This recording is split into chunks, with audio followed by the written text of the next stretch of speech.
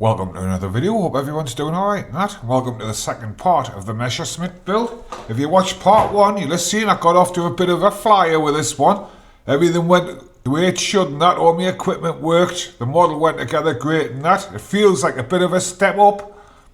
So fingers crossed it continues in this vein and I end up with one of the best models I've made so far and that. But fantastic. In this video, we're going to get some colour on it. There's a bit more assembly to do. I'll do that. I'm going to sort of creep through it like I have been from the start. But the main thing is to get all the paint on, get the decals up and that, and finish the model up. I've got a little bit of a dilemma with the paints.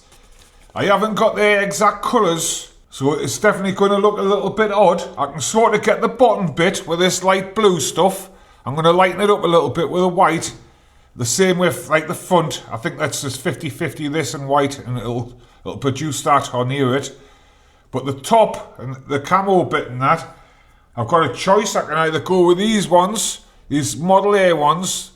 Like I said, they're not exact, but they're not far off. They're not far off. Maybe it's a bit too dark and a bit too light. I might have to mix them up a little bit.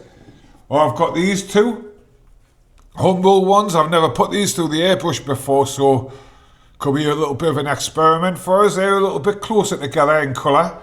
And a little bit closer to that, so I might go with these ones. I have got humble thinners somewhere, like, so I should be able to get them through the airbrush, no worries. So right, put your feet up, grab a cuppa, keep your fingers crossed that it goes in the same vein as last time, and let's build this model. Fantastic.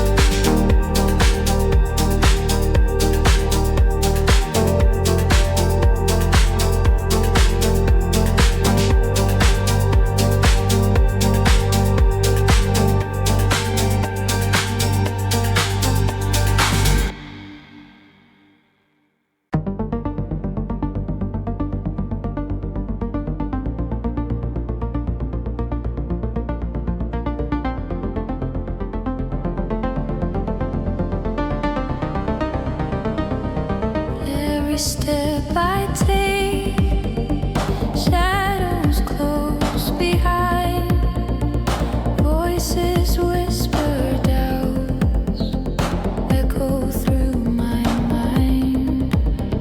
Storms keep rolling in, skies won't stay clear, but I keep on moving, even through the fear. I drift, I climb through the noise and the rain, reaching for a light that keeps fading again. Every wall they build, every road they've been won't stop me, won't break me. I reach the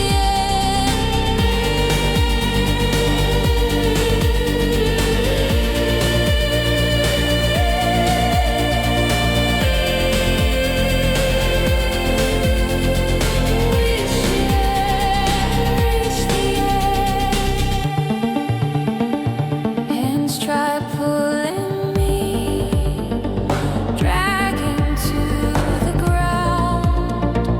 Moments slip away, silence is so loud, but there's a rhythm deep, beating in my chest, telling me to fight, never settle for less. I drift, I climb through the noise and the rain, reaching for a light that keeps fading again. Every wall they build, every road they bend won't stop me, won't break me. I'll reach the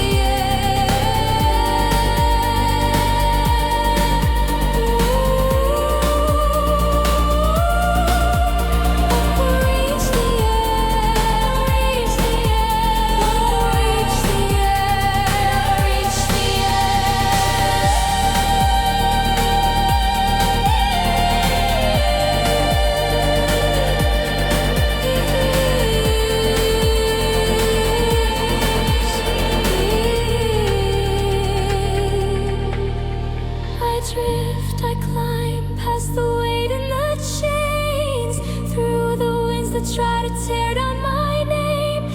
Every shadow fades, every wound will mend, won't stop me, won't break me. I'll reach the end. I drift, I climb through the noise and the rain, reaching for a light that keeps fading again. Every wall they build, every road they bend won't stop me, won't break me. I'll reach the end.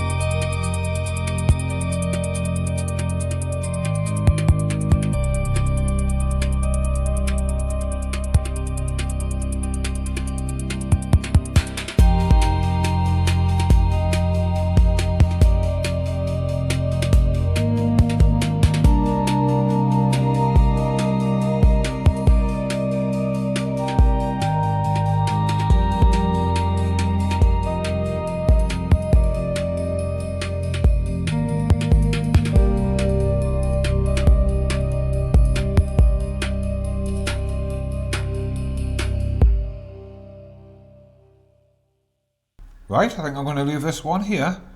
And there we have it, another one complete. 148 scale Messerschmitt from Airfix, my birthday model. It's not perfect and I have made a few mistakes. But I tell you what, I'm pretty pleased with how this one's come out. I did run into some major issues with my airbrush, which I'm hopefully going to work out in the next video and that.